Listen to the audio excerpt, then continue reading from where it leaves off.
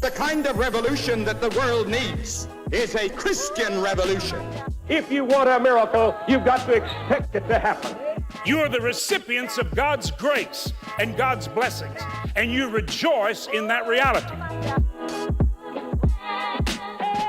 Welcome to Life Today Live. Randy Robinson here, and I'm glad you're with me. I'm glad you're with me online because that's where the Life Today Live is. We've got the broadcast show over on the networks, but the live is here on the internet, so you can watch it wherever you want, with whatever you want.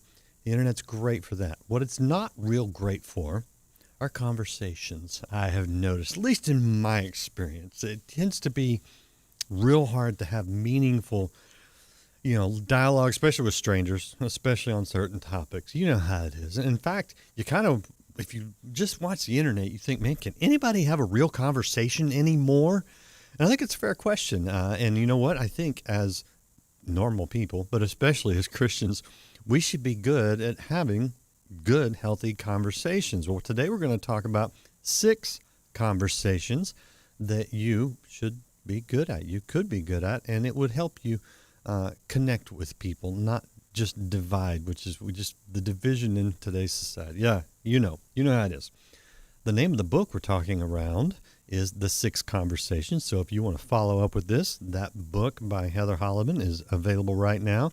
And Heather is with me. She's taking just a few minutes off from her associate teaching at Penn State to talk to you today. So appreciate you guys being here watching, whether you're live or in the replay. And Heather, great to have you on Life Today Live. Thank you for having me. This is going to be a great conversation. Well, I hope so, because yes, if we can't have a great conversation, we've completely failed and not set a good example for the rest of the world. No. And I'm in my intro. Yeah. Have you seen this? Because I mean, yes, you've been around long enough to see. It feels like the internet's done a lot of great things. I love it. But it feels like it's degraded our ability to talk to each other. Exactly. And as a college professor, I was so concerned about, this rise of incivility. But even more, Randy, I was concerned about the epidemic of loneliness that's really resulted from the way we communicate with each other. So I was looking at health studies and all the social science research about what's happening to us, to our mental health, to our spiritual lives, as we continue to live these isolated lives where we don't know how to have warm and loving connections. I mean, I hear about that. I don't live there, so I kind of go, is this, how widespread is this? Well, I looked at the Cigna Health study of 20,000 U.S. adults, and over half the population is reporting that they always feel alone and never have meaningful conversations. This increased after COVID. Harvard reported 60% of the population was reporting feelings of loneliness. And of course, the Surgeon General just this summer released the call to action about the chronic health problems that come from loneliness. And he's asking us, look, you need to connect. Social connection is the answer to so many things. Loneliness is like smoking 15 cigarettes a day. That's how bad it is for your health. It's increasing your risk of premature death by 29%. So even if you're not interested in what I care about, spiritual conversations, you could think about having better conversations for your health. So this is a big deal. You might not struggle with this because you're a really good conversationalist, Randy.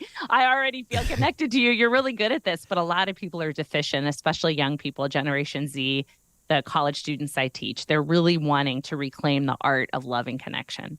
I think there's a couple other things in that. One is that I'm getting older, and so I have less of a need for certain things that I used to when I was young, when you're in the formative years. So I mean that's valid. And also, I am a little bit of a loner at heart, believe it or not. I mean, I don't avoid social situations; I enjoy them, but yet I like solitude. Right. It helps. I think it's good for my health. What's the difference between solitude and loneliness? Well, let me say, Randy, in my research, what I would say is you probably do have warm and meaningful connections, which means that when you enjoy times of solitude, it's refreshing, it's joyful. You know that you have well-bonded relationships. Loneliness is that feeling that I have no warm connections with people. Nobody knows who I am. Nobody knows what I care about. nobody knows me. So I am deeply concerned about this, not just on the college campus, but the passion of my heart is really to tell people about Jesus. And a lot of people don't even know how to begin conversations in general, much less talk about the things they care most about, which is their faith, their relationship with the Lord, to a hurting world that really needs the love of God. So this is something that I really care deeply about and spend most of my time thinking about. Yeah, I hear you, and I totally can see that because you're right. I do have great connections, and I can start a conversation with anybody. I went to Yes. I had a trip scheduled to Africa for work for our mission outreaches, and when we connect through London, I'm always like, hey, can I, instead of connecting 6 hours apart, can, like, I don't know, 6 days, 10 days, something, and I go over to Ireland, and my wife's like, how do you do that alone? And I'm like, what do you mean? I talk to people everywhere and I have great conversations, and it's a lot of fun. And so, yeah, there is a healthy aspect to being able to have the conversations. And then, yeah, I'll go away and I'll just be by myself, and that's great too, And so I hear you. It hurts me that people would think that they are completely invisible, alone. Nobody cares about them. Nobody knows about them, especially if you're a Christian. So my question is, do you actually see this in the church quite a bit? Well, I do. In fact, a lot of the training that my husband Ash and I do, we go into churches and we help them restore this idea of warm and loving connections, because it's what leads to gospel conversations. And we also care a lot about repairing damaged relationships from the political and social climate that's really ripped families apart. We also talk a lot about intergenerational conversations. A lot of grandparents say, okay, I'm going to go visit my grandchild. Can you give me some tips on how to have a really good conversation? Teenagers, a lot of parents want to know, how can I talk to my teen? So I'm seeing this in the church, and we actually love doing our conversation workshop and helping church members really begin to, they'll never get lost starting or continuing a conversation again. But it actually is not the basic skills that you're thinking. The book talks a lot about the mindsets that you need in order to have a warm connection with someone. You're naturally good at that, Randy. Most people don't have the 4 mindsets that they need. Okay, well, let's get into it. Let's get into the 6 conversations, which, again, there's the book, so you recognize it. Start me out here. Get me on the path to a good conversation. Here is the path. The first thing you need are what the social science research calls the 4 mindsets. And what's wonderful about them is they've already been taught to us in scripture. So as I'm saying these, those of you listening are probably like, I've heard this before. This is Philippians 2. This is Romans 12. This is Galatians 6. The 4 mindsets. In every interaction, you need to be curious, believe the best, express concern, and share your life. Most people are deficient in one of those areas, and it really becomes a great opportunity for discipleship and maturity. So when I talk to my students, I say, okay, how many of you were on a date and the guy didn't ask you one question about your life? Or how many of you went home for Thanksgiving, your parents didn't ask you one meaningful question about college? That is interpersonal curiosity, the art of being curious about other people. And the book gives you 6 pathways to be curious about other people, 6 kinds of conversations you can have. The second mindset, believing the best. Hang on. I got to interrupt. Yeah, interrupt. Here because here's a couple things I know. One, just learning from this is that if you want to get someone to talk, ask them about themselves, because people generally like to talk about themselves or their lives or experience, and asking questions is a wonderful way. But here's a little bit of the handicap that people walk into with. They don't care about other people as much as you would like to think that most people do, or that even people think they do on their own. That's right. Is that an obstacle that people have to get over? That's why Philippians 2 is deeply convicting, because Paul says not only to value other people above yourselves, but to take on the interests of other people. Galatians 6 says to carry each other's burdens. Randy, I was talking to a professor about these 4 mindsets, and he literally said to me, well, I know my problem. I know why I can't connect with people. I just don't care about them. Yeah. I don't want to know about their lives.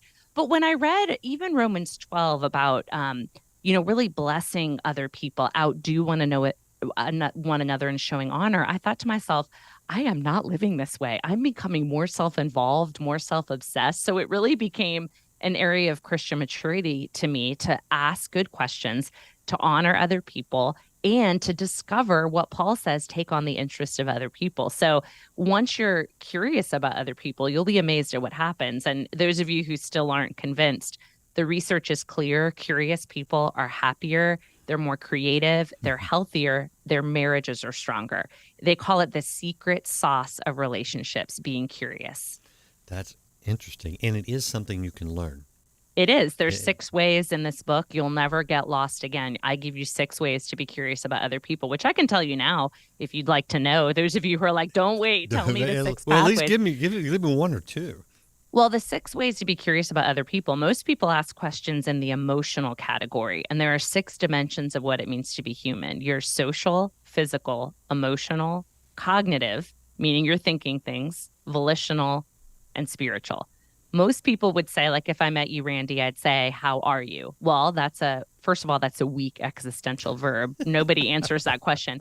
But I could actually ask questions in 6 categories of what it means to be human. So I could say, Randy, I'm so glad to meet you. I'd love to hear about your friends. Tell me about your family. Those are social questions. Physical questions are, Randy, tell me about your house. Are you guys doing any home improvement projects, or are you a gardener, or you're in Dallas? Tell me about any restaurants. The whole gamut of what it means to be a physical person. Think about cognitive. This is my favorite category. It means that I could say, Randy, instead of saying, how are you? I could say, Randy, I love that we're becoming friends. I just want to know, what have you been thinking about today? That's my favorite question as an academic. Volitional is about human choices. So like you're wearing this wonderful shirt, for example. I could say, Randy, I love that color shirt. Tell me the story. How'd you decide to buy that shirt? People often have stories behind their clothing and they love to talk about them. Spiritual is my favorite. It's just, it's hard to start in that category, but if it's around a holiday, I'll say, hey, I love that I've run into you. Do you guys have any special spiritual rituals around this holiday? So 6 pathways and then endless combinations. Once you're in a category, you can ask so many follow-up questions based on those 6 categories. So if I said, did you go to the game this weekend? Because all of us love to talk about sports. And you say, yeah, I went to the football game. A lot of people get stuck. They don't know how to have a warm connection. But I could do a social question. Who'd you go with? Who'd you decide to go with? A physical question. Hey, how'd your body handle sitting on the bleachers? Things like that. Randy, it is such an easy book to read. It's so practical, and it really has changed the lives of so many people. Students in particular love this as their number 1 professional development skill. So you're curious. That's the first mindset. Yeah, I will say that I've tried the cognitive question with my wife, and it completely fails. I think maybe tone had something to do with it, because what are you thinking doesn't work. Yes. No, Well, that's why Gary Chapman wrote the foreword to this book, because it's like a love language to figure out what people like to talk about. I told you I love it when you say, Heather, what have you been thinking about? But my husband loves physical processes. Like if I said, okay, tell me what your new plan is for this, project you're doing, or do you have any new work systems in place? So it's like a love language to figure out what people like to talk about. So curiosity, you've got 6 ways to be curious about people. And this is going to help you around the family dinner table, around the corporate boardroom setting. It's going to help you anytime you have to interact with someone. Oh, yeah. No, if we just close the interview right now, you're done. You got everything you need. you will have helped people tremendously, because that is huge. Yes. Is your husband an engineer, by the way? He is an organic chemist. And so, and he's sort of proof of concept for the book, because he's an introvert who doesn't like to think on his feet. And he's like you, he enjoys his solitude. Ever since we wrote this book, he is the one talking for 3 hours on the plane with a guy who's, he's getting invitations to go out. We went to dinner last night. He asked the best questions, and this couple just, we were all beaming. We just love to be together, that warm connection, just by having good questions in all categories of what it means to be human. Yeah, and here's the thing about just that, and I know I will get as far as we can on the other things. Yeah. But just that right there, okay. So on the train from London to Wales, and then a guy sat across from me, completely polar opposite politically. He was literally going to Dublin from after giving a speech on global warming. And I have certain feeling. I love clean air, clean water, but the whole global warming thing, I don't buy into it. I didn't go there. I asked him other questions like you're talking about. Right. sparked conversation. We ended up having a great conversation. We got on the ferry from Holyhead to Dublin, and we actually hung out together. We ate dinner on the ferry together. Are you serious? We watched each other's stuff while someone went to the restroom kind of thing. We talked all the way on the ferry, which is like 3 hours. And then when we get to Dublin, I invited him because I was going to go to a hurling match. I ended up going to Irish football, which is fabulous, Croke Park. But I was like, hey, if I can get 2 tickets, do you want to go? And he wasn't able to go. It was his son's birthday, but he appreciated it. Yep. He gave me some recommendations on some places where I hadn't been that I was going. And he offered me a ride from the ferry station. He took me to my hotel in Dublin. I'm telling you. Right? Randy, actually, you were curious, but you know what you did that allowed that warm connection? Do you know what you did? Mm-mm. You believed the best about him. Yeah. You did not judge him for his views on global warming. Now, a huge part of this book is what it means to believe the best about people. You positioned yourself as a humble learner. He could teach you something. You decided to give what researchers call unconditional positive regard. Now, I did, yeah. if you did want to talk about global warming, because obviously, like in my neighborhood, we all have different political positions. My best tip for you to show that you believe the best is to say to your friend, look, I can tell you care so deeply about global warming. I would love to know the story of when you first started caring about that issue. That's a great question. Then you're in the realm of storytelling and narrative and out of the realm of argument, which means you can have a really warm connection with someone. So you never have to be afraid of political controversy again. And again, I'm in a neighborhood and I'm also an academic on the college campus. So this is stuff I can tell you. I'm using it every day to form warm connections with people that are completely different from me. And it works when you have that attitude of, I'm going to believe the best. It really is enacting Romans 12. There's no condition on who we're supposed to serve in Romans 12. You outdo one another in showing honor. Remember, you value others above yourself. And it even says to bless those who you consider to be your enemies. And it is a game changer for me to believe the best. And you're going to love that mindset. That's what you did. And I think your friend could tell that about you, which is why he wanted to spend more time with you. Well, and even if you don't believe the best about someone, because I mean, we all meet people where we think, okay, they're Right. way off. You can choose to look for the good. Exactly. And if that means avoiding Yep. certain topics, just avoid those, you know? Right. He even said, oh, you probably don't believe that. And I just kind of smiled and then moved on, you know? I mean, Exactly. I love that. Exactly. And to position yourself as a learner, a humble learner. I can learn from you. Teach me something because I don't know about this and I haven't, maybe you could even say, my mind is pretty made up on this, but I'd love to learn more. Position yourself as a humble learner, especially teenagers. They can tell if you are judging them and suspicious of them. So I had to really grow in realizing that everyone they operate out of their core values. Just identify what those values are and realize you don't have to judge them. Just get to know them, love them. So you're curious, you're going to believe the best. The next mindset is to express concern. And this just means the research term is where you're mutually invested in someone's life. And it means you just know a couple things. What are their major stressors? What's their next biggest decision they're trying to make? And maybe what thought is keeping them up at night? Just little things to know about people where you can live out Galatians 6, carry each other's burdens. I love doing that with my students. We'll have an attendance question where I'll say, what's your biggest stressor this week? And then the next week I'll ask about it. They feel so warmly connected when I say, hey, how was that? How did it go with your fraternity rush? Or how did that exam in physics go? Or I know your mom was going in for a medical test. How did it go? Simple things. And last one, share your life. I know. What are you going to say? I'm Tell me. going to ask you about the share your life because I wanted to get there. But do you have to write these things down? Because I can ask. I don't always remember them. I'm getting older, Randy. I don't remember everything. I do like the notes app in my phone, and I do write down notes, and I keep a prayer journal. And my students know I keep a very detailed prayer journal when they tell me their stressors. And even my atheist students will say, Dr. H, I'm an atheist, but please put this in your prayer journal. No. So I do write down things, especially if it's a medical thing or something. But yeah, express concern. You don't have to take on everyone's, problems, but Scripture says to carry each other's burdens, take on each other's interests. So, Boy, Yep. this is really helpful. I mean, okay.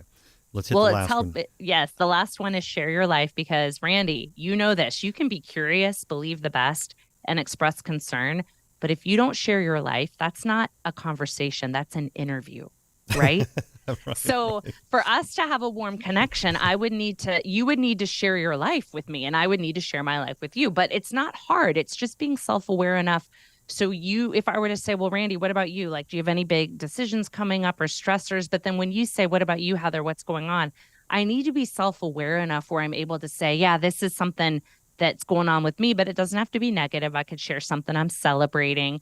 But just know it's time to share your life. A lot of people don't do that. They're too guarded or they don't know how to share their life. So believe the best, express concern, share your life. Once you're curious in those 6 ways and you get these mindsets down, research says you're going to have what's called interpersonal closeness. People will feel close to you.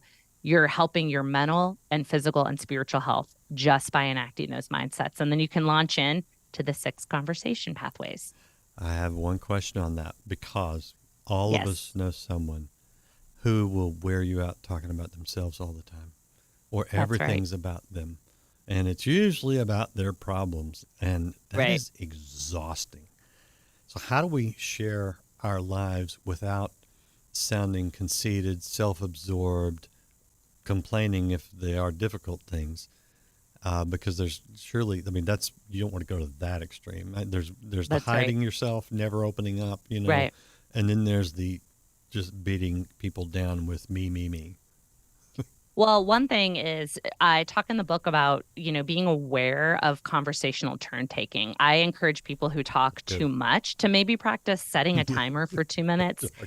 The other thing is to talk about I need I that know. timer for some people. Honestly, Right. And then people laugh. This is actually the number one question I've been getting in interviews and workshops, Randy, is what do I do if I'm asking all the questions and the person's just going on and on about all their problems? Well, 2 things. Tell people, look, I'm really trying to grow in the art of conversation and I've loved asking you great questions. I can't wait to see what question you're going to ask me next. Now, usually they'll say they'll be like they're shocked. They didn't realize, oh yeah, I don't ask any questions. I'm terrible at conversation. That's the first thing that you can do. The second thing you can do is actually tell people. It's very loving to give feedback to say, hey, we've been talking a long time and I've really experienced you as needing to complain and vent, but it's kind of going on a long time. Do you mean to come off that way? Like, are you meaning to drain? You just tell people how you're experiencing them in a loving way. And I've done that with friends. I've said, look, I experience you as kind of gossiping all the time. Do you mean to come off that way? And she'll say, oh my gosh, I didn't realize I was doing that. I mean, I'm really learning that people love honesty and it helps build the warm connection. So the other thing that I love about the research is the 3 things that you can do as you end a conversation, and that will help you if someone's just complaining. The 3 things that really make a conversation wonderful is to end in encouragement, helping people grow, or leading to a state of marveling. If you can get someone complaining to understand marveling, you are going to make them so joyful. The research shows that people who are in a state of awe or marveling are less lonely, less depressed, and less anxious. How do you help someone marvel? Point out divine activity. Like, oh, that doesn't seem like a coincidence to me, what you're talking about. That seems like God is there. Or look at something beautiful in nature, even something going on in the news. So really quickly, you're going to become the type of person that people want to spend time with. Your professional life is going to thrive. You're going to love being with your family because you're someone that's encouraging them, helping them in their goals, or leading them to a state of marvel. Now, those of you who know your Bible, that comes straight out of what you read in the Bible. Ephesians, Hebrews, the idea of spurring one another on towards love and good deeds. Yeah. What about this? Let no unwholesome talk come out of your mouth, but only what is helpful for building people up according to their needs. So I do have some complainers in my life, but they know they're complainers and we're working on it together. Because see, you're up north where you can be a lot more direct and it doesn't That's feel true. Down south, we have a real problem sometimes. I've literally heard someone say they prefer someone from outside the country say, I really appreciated living up north because they were direct. And I grew up and I'm like, oh, all New Yorkers are rude, right? But he pointed out that, they say what they mean, whereas down here where I'm from, sometimes we'll candy coat things And that's not honest, and that's not helpful. So, Right. And if you want to build a warm and loving connection with someone, it's good to say, you can even say to people, I'm really sensitive to complaining. It brings me down. So let's talk in some joyful ways right now. I don't know. You can tell I've really been trying to grow in the area of honesty with my friends, and it's going well. So yes, New Yorkers, I'm up in Pennsylvania, Center County. Yeah. We can be rude. Well, but I did learn in college that it's not always rudeness. I mean, sometimes it's just being direct, which is it's direct, actually very helpful in conversation. That's right. So there are some cultural issues that we have to work through in our conversations. But these guides you've laid out are very helpful. I want to show people your website real quick. This is heatherholleman.com.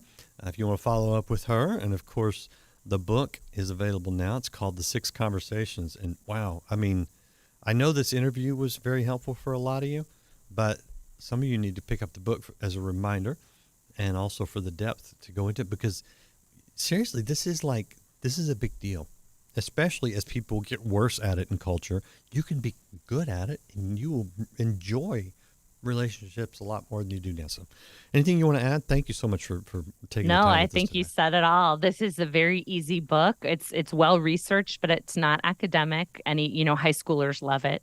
It's a great gift to give to people who are trying to develop professionally as well. And there's assessment questions, and there's a bunch of free resources on heatherholleman.com. You can download some free material related to the book. Very good. And of course, there's a test at the end. You're a professor. I mean, assessments. No, it's just little evaluations, but you do get my list of 100 favorite questions to ask college students. I give you my 100 favorite questions, Randy. That's worth its weight in gold. My favorite question to ask a college student is, what has been your favorite way to procrastinate? They love that question. I've learned more about stress baking and people building endless Spotify playlists. It's a great, ask your son tonight at the birthday party, how have you been procrastinating? And see what he says. Email me later. Yeah. Oh, I could answer that question, but I won't, because we're out of time. We're out of time, Randy. I mean, the music's playing and we're out of here. Thank you guys for being with us. Thank you. Share this conversation with somebody with the share button. If you haven't liked, follow, or subscribe, do that now. And do check out The 6 Conversations. It will really, really help you. We'll see you again next time here on Live Today Live. You're the fruit. Exploits.